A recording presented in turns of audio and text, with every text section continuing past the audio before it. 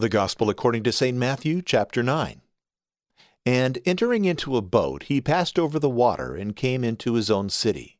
And behold, they brought to him one sick of the palsy, lying in a bed. And Jesus, seeing their faith, said to the man sick of the palsy, Be of good heart, son, thy sins are forgiven thee. And behold, some of the scribes said within themselves, He blasphemeth. And Jesus, seeing their thoughts, said, Why do you think evil in your hearts? Whether is easier to say, Thy sins are forgiven thee, or to say, Arise and walk? But that you may know that the Son of Man hath power on earth to forgive sins, then said he to the sick man of palsy, Arise, take up thy bed, and go into thy house. And he arose and went into his house. And the multitude, seeing it, feared, and glorified God that gave such power to men. And when Jesus passed on from hence, he saw a man sitting in the custom house, named Matthew, and he said to him, Follow me. And he rose up and followed him. And it came to pass, as he was sitting at meat in the house, behold, many publicans and sinners came, and sat down with Jesus and his disciples. And the Pharisees, seeing it, said to his disciples, Why doth your master eat with publicans and sinners? But Jesus, hearing it, said, They that are in health need not a physician, but they that are ill. Go then and learn what this meaneth. I will have mercy, and not sacrifice. For I am not come to call the just, but sinners. Then came to him the disciples of John, saying, Why do we and the Pharisees fast often, but thy disciples do not fast? And Jesus said to them, Can the children of the bridegroom mourn, as long as the bridegroom is with them? But the days will come, when the bridegroom shall be taken away from them, and then they shall fast. And nobody putteth a piece of raw cloth into an old garment, for it taketh away the fullness thereof from the garment, and there is made a greater rent. Neither do they put new wine into old bottles. Otherwise the bottles break, and the wine runneth out, and the bottles perish.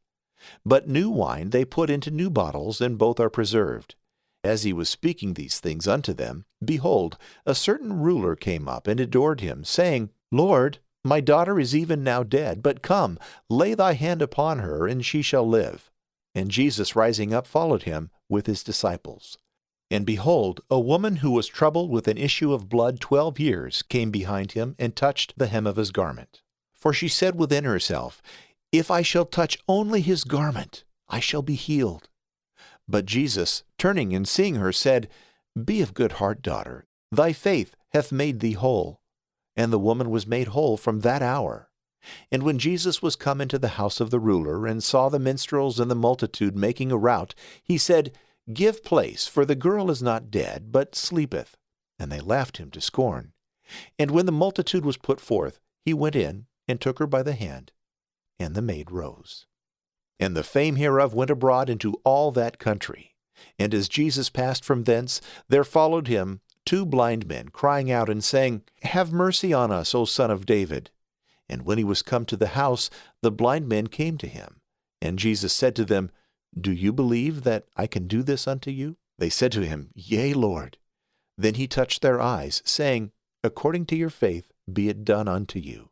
And their eyes were opened. And Jesus strictly charged them, saying, See that no one know this. And they, going out, spread his fame abroad in all that country. And when they were gone out, behold, they brought him a dumb man, possessed with a devil. And after the devil was cast out, the dumb man spoke, and the multitudes wondered, saying, Never was the like seen in Israel. But the Pharisees said, By the prince of devils he casteth out devils. And Jesus went about all the cities and towns, teaching in their synagogues, and preaching the gospel of the kingdom, and healing every disease and every infirmity. And seeing the multitudes, he had compassion on them, because they were distressed, and lying like sheep that have no shepherd. Then he said to his disciples, The harvest indeed is great, but the laborers are few. Pray ye therefore the Lord of the harvest, that he send forth laborers into his harvest.